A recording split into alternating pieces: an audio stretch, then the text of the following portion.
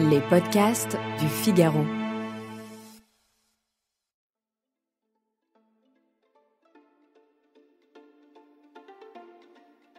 Parfois quelqu'un répond « Je n'ai rien lu récemment, mais j'aime la littérature jeunesse du fond du cœur. J'en étais une lectrice passionnée, et c'est pour ça que je veux en écrire. » Sincèrement, ça me touche qu'on dise ça. Mais je ne me rendrai pas en apprentissage chez un fromager en lui disant que ma vocation de fromagère vient du fait que je mangeais plein de kiri il y a 25 ans et que j'en garde un souvenir absolument émerveillé. Bonjour et bienvenue dans le moment des livres.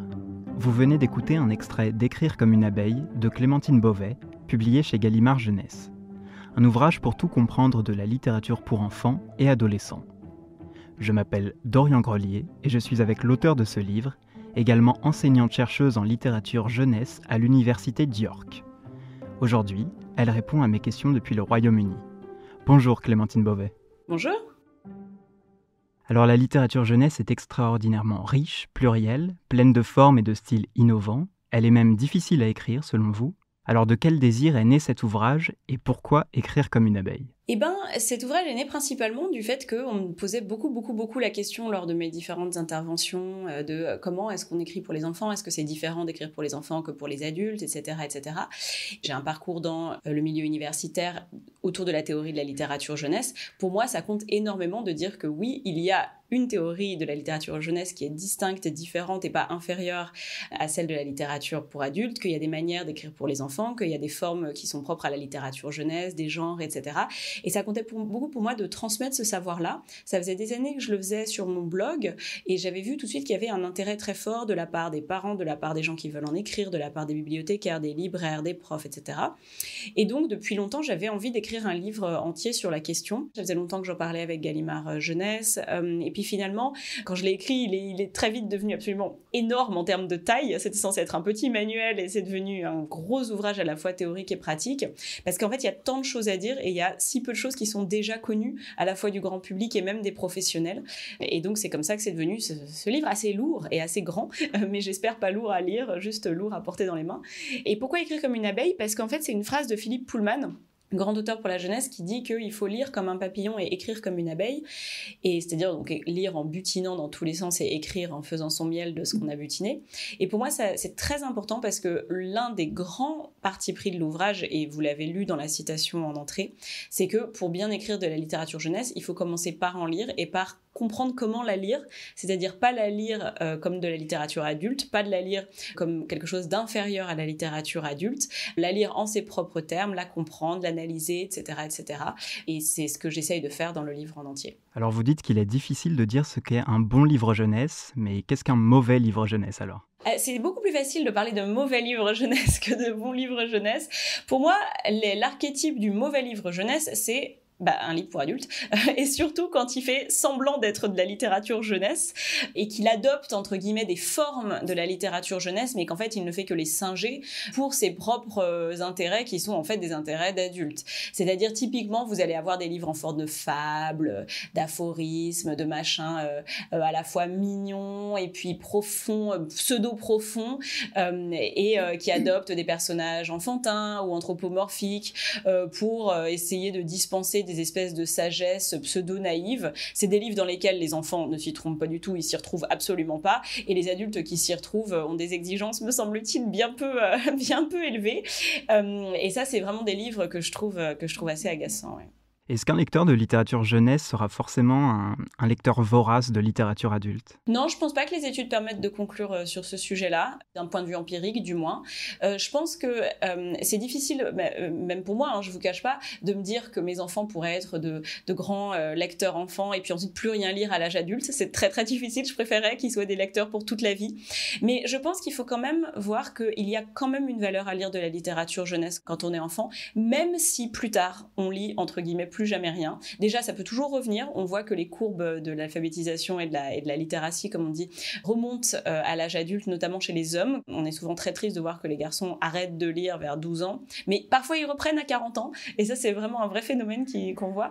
Et il y a une valeur à lire quand on est enfant, à peupler son imaginaire, à augmenter son vocabulaire, sa capacité à articuler des idées complexes, même si après ça veut pas forcément dire qu'on sera un lecteur pour toujours. Et ben on va garder quelque chose, il me semble, de cette histoire-là, même si évidemment je trouve que c'est préférable de rester un lecteur pour toujours. Et justement, les jeunes font de plus en plus face aux écrans. Diriez-vous que le livre jeunesse a encore de l'avenir, malgré ça ? Oui, le livre jeunesse a encore de l'avenir, ça c'est sûr et certain. L'album et le roman junior, je me fais aucun souci. Je pense que l'album, de toute façon, c'est la porte de l'enchantement chez les enfants, qu'un enfant qui est même exposé aux écrans tout le temps va écouter une histoire et va lire un album. Le roman junior, lu à voix haute comme lu avec les yeux, sera toujours de toute façon emportant pour les enfants. Et les enfants ont une telle porosité aux histoires que je ne pense absolument pas que les enfants soient irrécupérables aux livres, même s'ils ont été biberonnés aux écrans. Les ados, c'est beaucoup, beaucoup plus difficile et c'est très différent. Là, je ne ferai pas forcément la même réponse. Pour moi, il y a la question de qu'est-ce qu'on attend de la littérature, qui est très importante à poser, et notamment à un moment comme celui dans lequel on est actuellement. C'est-à-dire qu'on pourrait se dire qu'il faut, entre guillemets, rivaliser avec les écrans en créant des fictions extrêmement addictives, immédiatement abordables, très simples, voire simplistes pour les ados. Moi, je pense qu'il faut faire exactement l'inverse et qu'il faut réfléchir à une éducation au plaisir de lire, qui passe pas forcément par l'addictivité, qui passe pas forcément par le fait d'être immédiatement emporté par une histoire, que la cultivation de ce plaisir de lire, elle passe par la reconnaissance de la politique du plaisir de lire aussi. On parle beaucoup d'éducation au plaisir sexuel. Pour moi, il en va de même pour le plaisir de lecture. C'est-à-dire que dans le plaisir sexuel et son apprentissage, on apprend qu'il y a certains plaisirs qui sont toxiques, qui sont politiquement problématiques, etc. Et en lecture, c'est pareil, il y a des plaisirs qui sont simplistes, qui font du mal à certaines personnes, et que les ados doivent apprendre ça, doivent comprendre que leurs plaisirs de lecture, ils peuvent être plus sophistiqués, ils peuvent être plus exigeants. Et pour moi, c'est ça l'enjeu crucial actuellement. Et alors, des histoires qui parlent à l'âme d'enfant, la littérature en est remplie. Quel est celui qui est le plus fidèle à la vôtre ? Je pense qu'un livre qui est très, pour moi, qui représente l'esprit d'enfance, c'est Les Fifi Brin d'Acier d'Astrid Lindgren.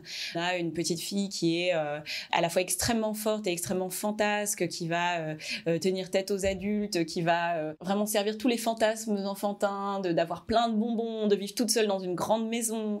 Et elle est avec les très sages Tommy et Annika qui présentent une espèce de bouclier contre ses ardeurs.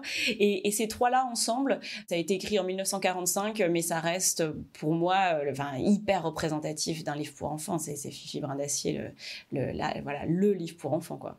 Et quel est le livre qui vous a fait aimer lire ? Il y en a eu beaucoup, mais je pense que quand même Les Fantomettes, je les mettrais très très haut là-dedans. Les Fantomettes de Georges Chollet, pour le mélange à la fois de vocabulaire, de phrases, etc., extrêmement complexes, intéressantes, l'humour absolument féroce, les aventures géniales, les personnages hyper attachants. Tout est bien en fait dans Les Fantomettes. C'est vraiment les Maigret pour enfants, quoi. Quel est le premier qui vous a marqué ? Je pense encore qu'il y en a eu plusieurs, mais je noterais quand même La Tempête de Claude Ponty et Florence Sévos, écrit par Florence Sévos et illustré par Claude Ponty. Une histoire très archétypale, très familiale. J'aime pas trop le terme universel, mais on peut peut-être parler de ça avec une espèce de cocon familial qui fait face à une tempête. C'est à la fois une aventure sans lettres, c'est une aventure d'un papa, d'une maman et d'une petite fille qui sont dans un lit qui se transforme en bateau et qui va faire face à la tempête. Et ce livre, il est extrêmement profond, vraiment très très bouleversant quand on le relit en tant qu'adulte, et il m'a vraiment hantée, je pense, quand j'étais enfant. Et quel est votre livre de chevet ? J'en ai pas parce que ça tourne toujours et je ne garde pas de livre sur mon chevet, donc je répondrai à cette question que c'est mon journal intime que je tiens depuis que j'ai 11 ans et qui est sur mon chevet. C'est le seul livre qui est littéralement sur ma table de chevet. Y a-t-il un livre qui vous a fait pleurer ? Je pense que le premier livre qui m'a vraiment fait sangloter, c'est le dernier tome de À la croisée des mondes de Philippe Pullman, donc le dernier qui s'appelle Le Miroir d'ambre, qui se termine, comme chacun sait qui l'a lu, par l'une des scènes les plus déchirantes de toute l'histoire de la littérature. Je crois qu'aucun livre m'a fait autant pleurer que ce dernier tome des Royaumes du Nord. Oui, quel est celui qui vous a fait rire alors ? Il y en a beaucoup, beaucoup, beaucoup. J'aime beaucoup les livres drôles. Je citerai tous les P.G. Wodehouse, la fameuse série des Jeeves, qui sont de l'humour anglais le plus parfait du monde. Ça reste des livres qui peuvent me faire hurler de rire rien qu'en ouvrant à n'importe quelle page. Et celui qui vous a mis en colère ? Alors je dirais qu'un qui m'a mis en colère, mais c'est pas le seul, c'est un peu de ce dont je vous parlais tout à l'heure, c'est ces faux livres pour enfants, surtout quand ils rencontrent un succès absolument gigantesque. En l'occurrence, c'est un bouquin anglais, traduit en français sous le titre de, il me semble, L'enfant, le cheval, la taupe et le renard, ou quelque chose comme ça, qui est un best-seller absolument délirant. Enfin, il s'est vendu à des dizaines et des centaines de milliers d'exemplaires, et qui est vraiment d'un chichiteux et d'un gnangnan et d'un nounouille pas possible, avec un enfant, une taupe, un cheval, un renard, enfin je ne sais encore combien d'animaux, qui font des considérations complètement idiotes sur l'existence, avec des dessins à la plume. Ça m'énerve parce que c'est vraiment le genre de truc qui singe la littérature jeunesse, mais qui n'est pas de la littérature jeunesse, qui fait de la pseudo-sagesse. Ça n'a pas grande valeur et c'est de la mauvaise imitation de littérature jeunesse.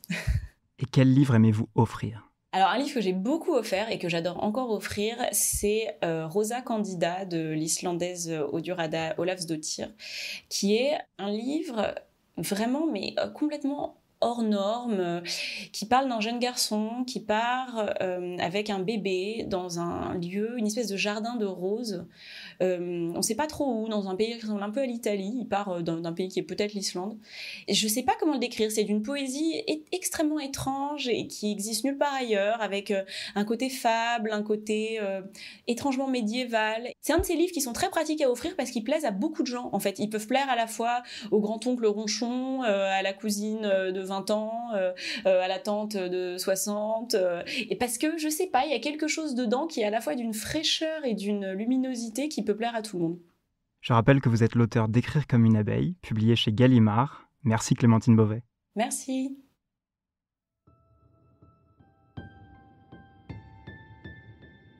Merci d'avoir écouté ce podcast. Je m'appelle Dorian Grelier et je suis journaliste au Figaro. Vous pouvez retrouver Le Moment des Livres sur Figaro Radio, le site du Figaro et sur toutes vos plateformes d'écoute préférées. À bientôt!